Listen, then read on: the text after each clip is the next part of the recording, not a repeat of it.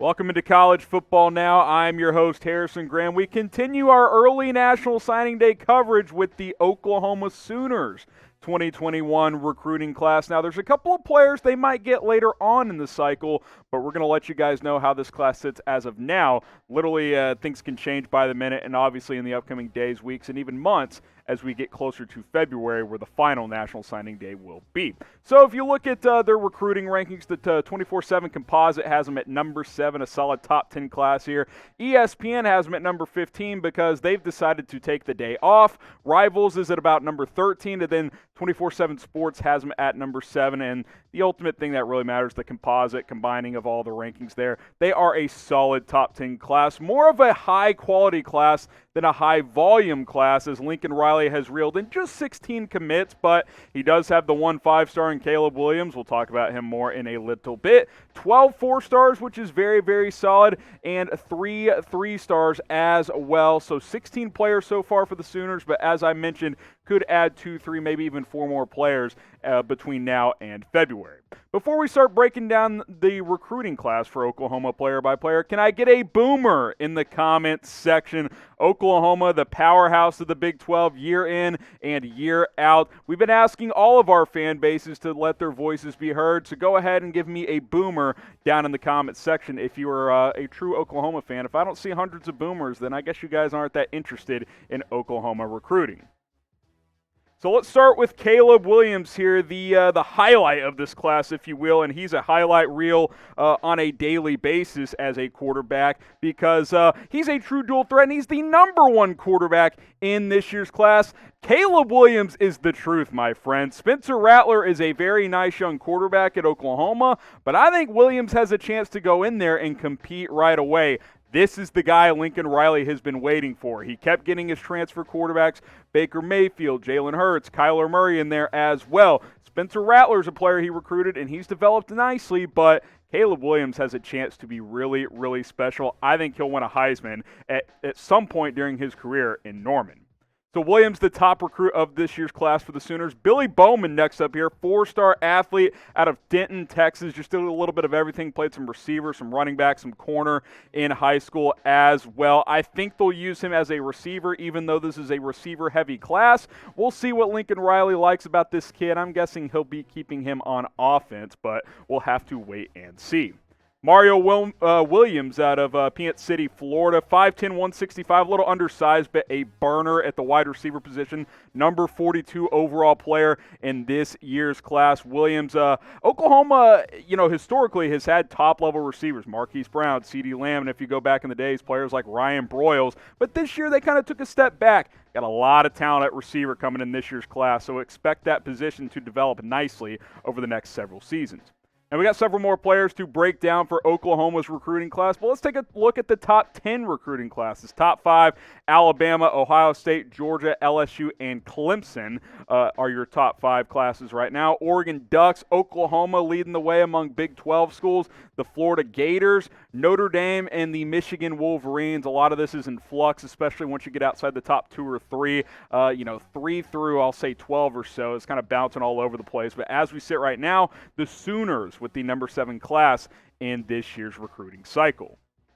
Now, the final college football playoff rankings will be released Sunday at noon Eastern, and you want to subscribe to the channel because we will be breaking it down for you guys. Could Oklahoma get into the playoff if they beat Iowa State and some chaos happens? Well, if you want to find out, subscribe and tune in for the coverage this Sunday, noon Eastern. Mark your calendars, and again, hit that big red subscribe button. Some more players to dive into here. Clayton Smith, the defensive end out of Texarkana. 6 Texas players in this class for Oklahoma. Nothing new there. 6'4", 220.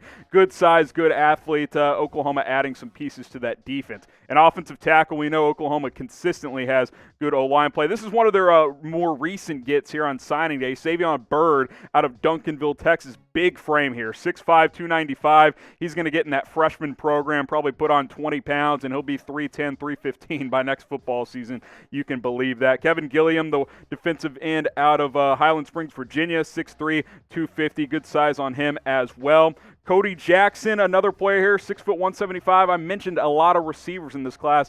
He and fellow four-star Jaleel Farouk out of Maryland.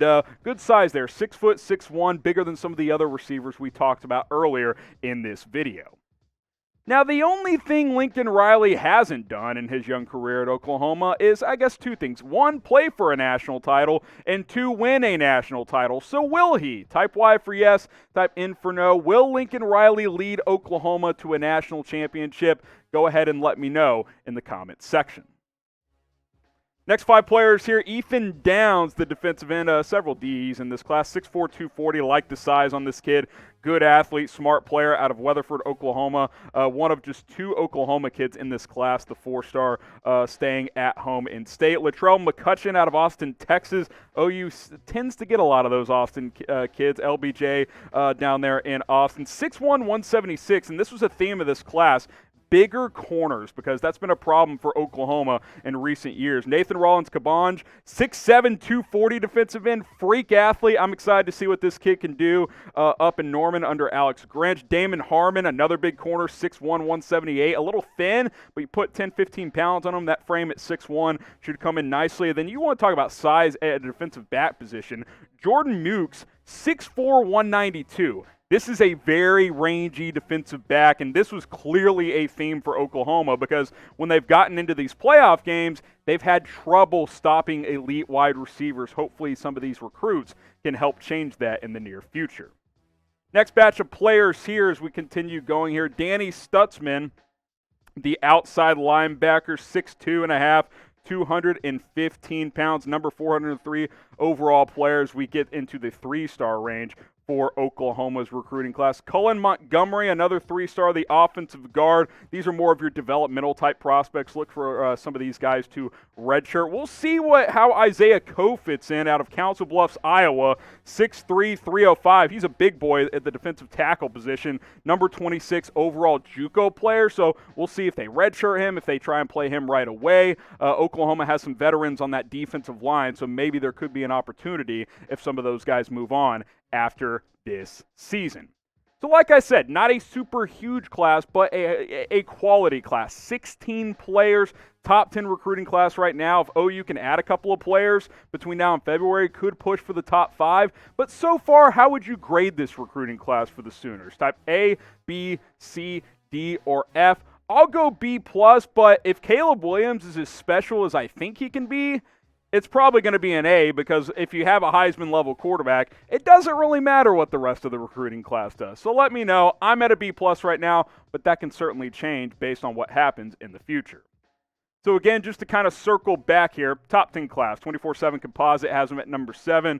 Like I said, ESPN's taken the day off. They basically have not changed their rankings all day. Rivals has them at 13th, and then 24/7 Sports non-Composite rankings has them at number 7. I think this is a good class. I think the differences in rankings there is I think Rivals values volume more than, the high level of talent, 4 or 5 stars among that nature. Whereas, example, Tennessee has a volume class, but not necessarily the amount of 4s and 5 stars that Oklahoma has. So this should be a good group for Oklahoma. We'll see if Lincoln Riley adds a few players later on in the cycle, and they continue to control the recruiting trail in the Big 12. Texas all the way down there at 17. A lot of this is in flux, especially when you get outside the top 10, so these rankings will certainly change. Oklahoma State at number 36. Poor Mike Gundy. He's just not Lincoln Riley. West Virginia has the 41st ranked class, and then Baylor at right there in that range as well. I think West Virginia is actually at 37, Baylor at 41. Forgive me on that typo there, but